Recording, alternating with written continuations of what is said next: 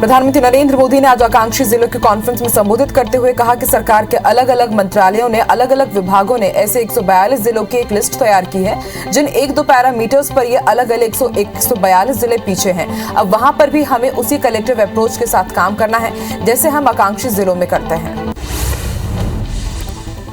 Collectors को संबोधित करते हुए पीएम मोदी ने कहा कि डिजिटल इंडिया के रूप में देश एक मौन क्रांति का साक्षी बन रहा है। हमारा कोई भी जिला इसमें पीछे नहीं छूटना चाहिए। डिजिटल इंफ्रास्ट्रक्चर हमारे हर गांव तक पहुंचे, सेवाओं और सुविधाओं की डोर स्टेप डिलीवरी तक जरिया बने, ये बहुत जरूरी है।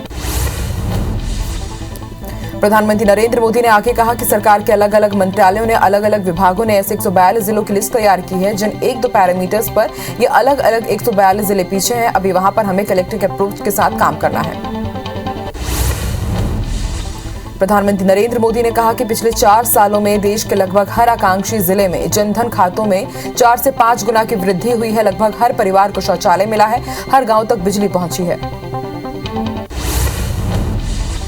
मुंबई के तारदेव में भाटिया अस्पताल के पास कमला इमारत की 20वीं मंजिल में आग लग गई। इस घटना में 7 लोगों की मौत हो गई है। वहीं अब तक 28 लोग घायल बताए जा रहे हैं। इन्हें अस्पताल में भर्ती कराया गया है। आग लगने के कारण की जांच की जा रही है।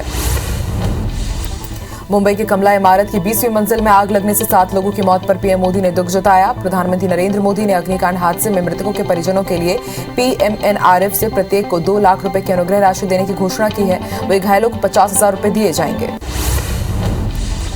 गृहमंत्री अमित शाह ने वीडियो कॉन्फ्रेंसिंग के जरिए जम्मू कश्मीर का जिला सुशासन सूचकांक जारी किया। उन्होंने कहा कि आज जो सूचकांक शुरू हुआ है इससे जिले के तंत्र को सुधारने के लिए, परिणाम लक्ष्य बनाने और डिलीवरी देने वाला तंत्र बनाने के लिए बहुत बड़ा फायदा जम्मू कश्मीर के लोगों को मिलेगा।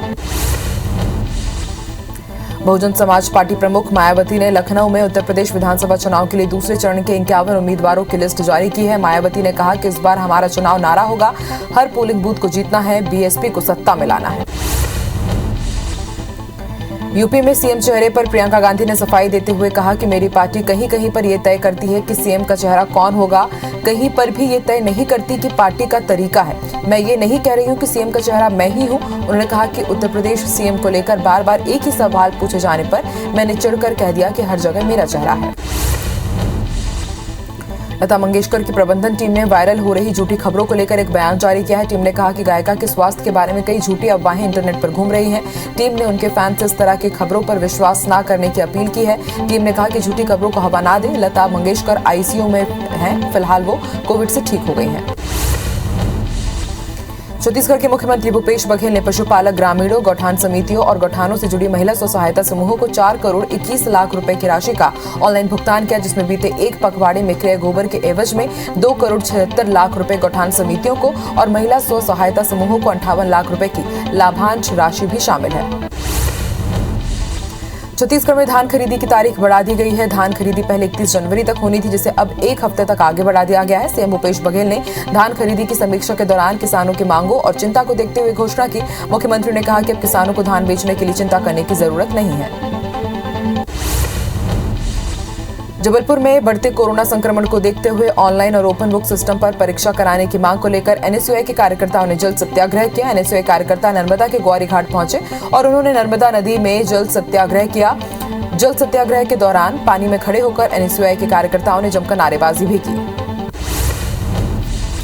कोरोना काल में विद्यार्थियों की पढ़ाई प्रभावित ना हो, इसलिए राज्य शैक्षणिक अनुसंधान एवं प्रशिक्षण परिषद ने राज्य के विषय विशेषज्ञों के सहयोग से स्टूडेंट्स के लिए हिंदी माध्यम में सेल्फ स्टडी मल्टीमीडिया मटेरियल तैयार किया है। कक्षा 9वीं से 12वीं तक के सभी विषयों की पाठ्य सामग्री का वीडियो यूट्यूब के PTDCG चैनल में उपलब्ध है।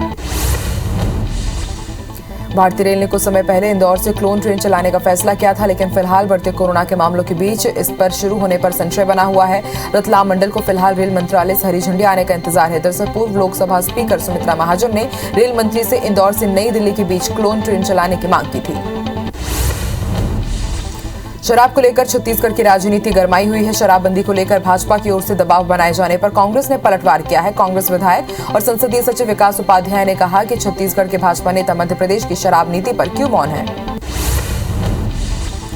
टीकमगढ़ की पलेरा पुलिस ने हथियार बनाने वाली अवैध फैक्ट्री का खुलासा किया है। पुलिस को बन्ने गांव में अवैध हथियार बनाए जाने की सूचना मिली, जिसके आधार पर देवेंद्र नाम के शख्स के घर पर छापेमार कार्रवाई की, जहां तलाशी के दौरान एक देसी कट्टा समेत अवैध हथियार बनाए जाने का सामान बरामद हुआ। पुलिस ने आरोपी को हिरासत में ले लिया है, पूछताछ जारी है। बीजापुर जिले के मनकेली के रहने वाले हार्डकोर नक्सली को केरल की कोच्चि जेल से जगदलपुर सेंट्रल जेल शिफ्ट किया गया। कड़ी सुरक्षा में हवाई मार्ग से इस नक्सली को जगदलपुर लाया गया। लंबे समय से नक्सली बस्तर में मोस्ट वांटेड रहा है और नक्सल संगठन में ट्रेनर की भूमिका के साथ बस्तर से अन्य राज्यों में महत्वपूर्ण जिम्मेदारी संभाल रहा था।